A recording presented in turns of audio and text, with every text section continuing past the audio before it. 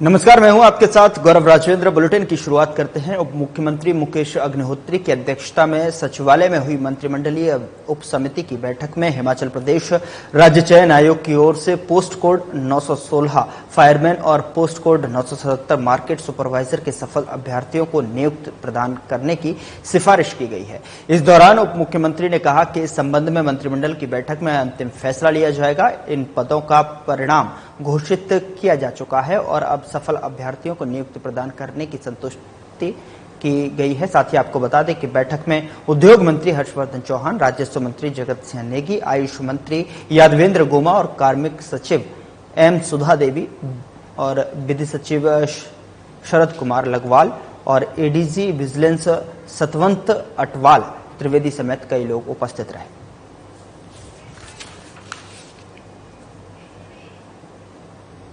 उधर भारतीय विमानपत्तन प्राधिकरण की ओर से कांगड़ा हवाई अड्डा सलाहकार समिति की बैठक धर्मशाला सचिवालय भवन में आयोजित की गई। इसकी अध्यक्षता कांगड़ा चंबा सांसद डॉक्टर राजीव भारद्वाज ने की।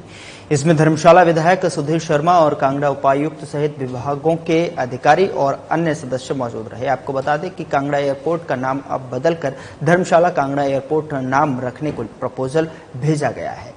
साथ ही आपको बता दें कि उक्त एयरपोर्ट को कांगड़ा और गगल के नाम से जाना जाता है, जबकि टिकट में धर्मशाला लिखा हुआ आता है। ऐसे में पर्यटकों को भी परेशानियां झेलनी पड़ती हैं। ऐसे में अब धर्मशाला कांगड़ा एयरपोर्ट नाम किए जाने को सहमति बनकर प्रपोजल स्टेट भेजा गया है। आपको बता दें कि जिसके बाद सेंटर को भेजा जाएगा। नए क्षेत्रों में उड़ान जोड़ने के लिए संदर्भ में बातचीत करते हुए सांसद राजीव ने कहा कि अमृतसर को उड़ान की तैयारी है और ऐसे में इसके लिए केंद्रीय मंत्री से बात करने की बात रखी है। अभी तक शिमला और कुल्लू से चल रही हैं और शिमला से धर्मशाला भी कनेक्ट कर दिया गया है। रेजोल्यूशन तो बहुत पहले चला गया है।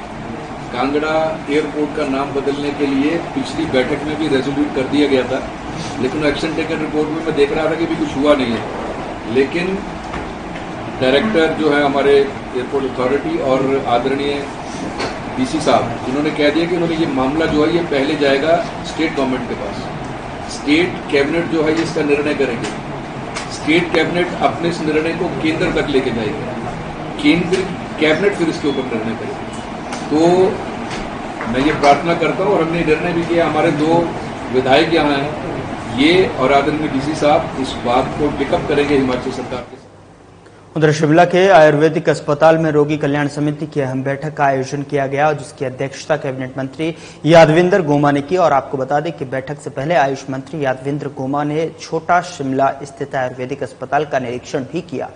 यहां उपचाराधीन मरीजों से बात की और बता दें कि बैठक के बाद कैबिनेट मंत्री ने बैठक की जानकारी साझा की। उन्होंने कहा कि यहां की समस्याओं का जल्द निदान करेंगे। आम जनता को सरकारी योजना का लाभ पहुंचाना सुख सरकार का ध्येय है और साथ ही कहा कि पंचकर्मा पर ज्यादा ध्यान दिया जाएगा और रेट्स भी फिक्स करेंगे ताकि लोगों को बाहरी राज्यों में न जाना पड़े। इसी के साथ कहा कि आयुर्वेदिक अस्पताल शिमला पपरोला में वेलनेस पंचकर्मा केंद्र खोले जाएंगे।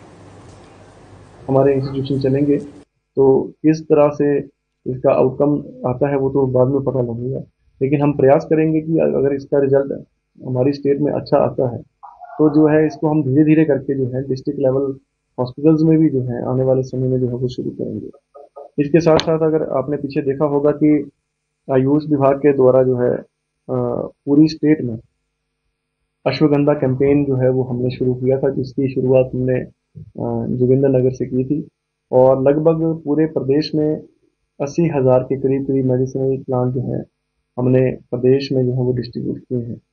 और साथ में हमारे पास एक 2 अक्टूबर से जो है योग सर्वोदय प्रोग्राम जो है आयुष विभाग ने जो है वो शुरुआत की है, जिसके अंतर्गत पूरे प्रदेश में जो योगा गाइड हैं वो 33 चिन्हित स्थानों पर जो है वहां पर जो है वो योग प्रशिक्षण दे रहे हैं। उधर शिमला के बचत भवन में राष्ट्रीय सफाई कर्मचारी आयोग की बैठक का आयोजन किया गया और इस बैठक की अध्यक्षता राष्ट्रीय सफाई कर्मचारी आयोग भारत सरकार की उपाध्यक्ष अंजना पंवार ने की। और आपको बता दें कि इस बैठक में हाथ से मैला उठाने वाले कर्मियों के नियोजन प्रतिषेध और उनका पुनर्वास अधिनियम 2013 के अंतर्गत प्रगति कार्यों की समीक्षा की गई। बैठक को संबोधित करते हुए अंजना पंवार ने कहा कि सफाई कर्मियों का साल में 2 बार स्वास्थ्य चेकअप करवाया जाएगा और इस चेकअप में शरीर के सभी आवश्यक टेस्ट करवाए जाएं और उन्होंने कहा कि स्थानीय निकायों में सोसाइटी बनाकर सफाई कर्मियों की तैनाती के लिए कार्य करें और हर महीने में सफाई कर्मियों के साथ संबंधित अधिकारी बैठक करते हुए विभिन्न मुद्दों के समाधान पर कार्य करें। राष्ट्रीय सफाई कर्मचारी आयोग जो होता है वो देश के हर राज्यों में जाता है। मैनुअल स्क्वेंजर्स, सफाई कर्मचारी और उनके जितने भी आश्रित हैं, उनका हम आर्थिक, उनका सामाजिक एवं उनका शैक्षणिक पुनर्वास कैसे किया जा सकता है, इसका अध्ययन करने के लिए जाते हैं और आज उसी संदर्भ में यहाँ पर बैठक ली गई। देखिए, सफाई कर्मचारी वर्ग जो है वो हमारे देश के प्रधानमंत्री जी द्वारा भी उनको बहुत सम्मानित किया जाता है और इसका उदाहरण आपको देखने को मिला होगा कि जो स्वच्छ भारत मिशन की शुरुआत जब उन्होंने अपने सर्वोच्च पद के जब शुरुआत करी थी तब से की है और वो जानते हैं कि सफाई कर्मचारी के बिना जो हमारा जो ये स्वच्छता मिशन है वो पूरा नहीं हो सकता। इसके अलावा उन्होंने इनके काम से खुश होकर इनको सम्मानित किया। खबर शिमला से है, जहां पूर्व कर्मचारी नेता गोपाल दास वर्मा ने सरकार पर निशाना साधा है। उन्होंने कहा है कि मंत्री राजेश धर्माणी की वजह से वर्तमान सरकार का पतन होगा। वहीं कहा कि कर्मचारियों के खिलाफ विधानसभा के माध्यम से प्रिविलेज मोशन लाना सरकार गलत है, सरासर लगातार गलत बताया। और इसी के साथ ही पूर्व कर्मचारी नेता गोपाल दास वर्मा ने कहा कि सुक्खू सरकार में मंत्री मुख्यमंत्री की भी नहीं सुनते हैं। उनका कहना है कि कर्मचारियों को 4% डीए देकर सरकार ने ऊंट के मुंह में जीरा देने का काम किया है। प्रदेश के अंदर कर्मचारी पेंशनरों में जो है आज एक अहम मुद्दा बन चुका है। वो मुद्दा है प्रिविलेज मोशन। सचिवालय के कर्मचारी नेताओं पे जो है सरकार ने प्रिविलेज मोशन लाया है और राजेश धर्माणी जो मंत्री है उन्होंने स्पीकर को लिख के दिया कि इनके खिलाफ जो है प्रिविलेज मोशन लाया जाए। तो मैं ये समझता हूं कि राजेश धर्माणी की वजह से यह सरकार का पतन हो जाएगा। इसलिए पतन होगा कि हिमाचल प्रदेश के अंदर कर्मचारी पेंशन से आज तक जो भी सरकारें टकराई वो ध्वस्त हो गई। और आप देखिए कि जो सचिवालय के कर्मचारी नेता हैं उन्होंने राजेश धर्माणी के खिलाफ कुछ नहीं बोला। उन्होंने ये बातें उठाई, मुद्दे उठाए कि भैया हमारी जो मांगे हैं वो मानी नहीं जा रही है, हमारे को एरियर दे दो, हमारे को डीए दे दो, हमारे को दूसरी जो मांगे सचिवालय की है वो दे दो। उधर कांग्रेस के सुरजीत चौधरी बद्दी नगर परिषद के सर्वसम्मति से अध्यक्ष चुने गए और इस चुनाव में बीजेपी के चारों पार्षदों ने हिस्सा लिया। बता दें कि नालागढ़ के बाद बद्दी में आपस में हुए समझौते के आधार पर नया अध्यक्ष बनाया गया है। बता दें कि एसडीएम विवेक महाजन ने मंगलवार दोपहर बाद 3:15 बजे चुनाव के लिए बैठक बुलाई थी। इस बैठक में कांग्रेस सभी 5 पार्षद और विधायक रामकुमार मौजूद रहे। ये दूसरी बैठक थी, इसमें कोरम की जरूरत नहीं थी। कांग्रेस के सुरजीत चौधरी, तरसेम लाल मोहनलाल और अजमेर कौर मोहनलाल निर्धारित समय पर बैठक में आ गए थे और कांग्रेस का बहुमत होते ही देख बीजेपी के पार्षदों ने बैठक में हिस्सा नहीं लिया। बैठक में वार्ड 9 के पार्षद सुरजीत चौधरी को सभी ने एक मत से अध्यक्ष बनाने का प्रस्ताव रखा, जिस पर एसडीएम विवेक महाजन ने सुरजीत चौधरी को अध्यक्ष चुना गया। आज हमारे तरसेम चौधरी जी का 1.25 वर्ष हो गया था, तो इन दोनों ने आपस में जो फैसला किया था उसके मुताबिक इन्होंने रिजाइन करके तो इनको अनपोज जो है सुरजीत जी को चेयरमैन जो घोषित किया गया है और 5 मेंबर और छठा मैं भी मेंबर हूँ इसका।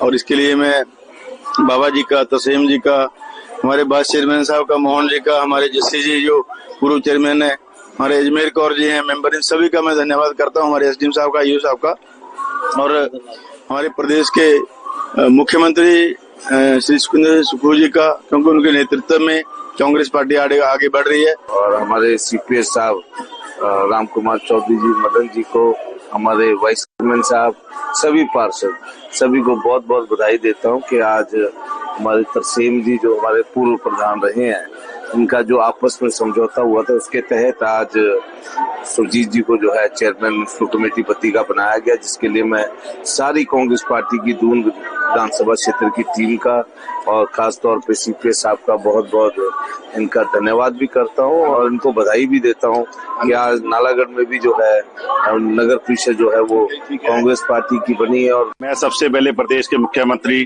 ठाकुर सुखविंदर सिंह सुक्खू जी का धन्यवाद करूंगा, उससे बाद बड़े भाई चौधरी राम कुमार जी, सीपीएस हिमाचल प्रदेश सरकार और हमारे साथ के हल्के से एमएलए भरदीप बाबा जी मेरे बड़े भाई और पूर्व अध्यक्ष मेरे बड़े भाई तरसेम जी और मेरी अपने वाइस चेयरमैन मोहनलाल जी, पूर्व चेयरमैन जस्सी राम जी, अजमेर कौर जी और जितनी मेरी टायर टीम है सारी नगर परिषद की, इन सबका मैं तहे दिल से धन्यवाद करता हूं, क्योंकि जो हमारा आपस में समझौता कोऑर्डिनेशन उसके तहत हमने पहले बड़े भाई तरसेम जी के साथ मिलकर काम किया, आगे भी हम मिलजुल के जो इन्होंने विकास के कार्य हमने शुरू करवाए थे उसको ऐसे ही जारी।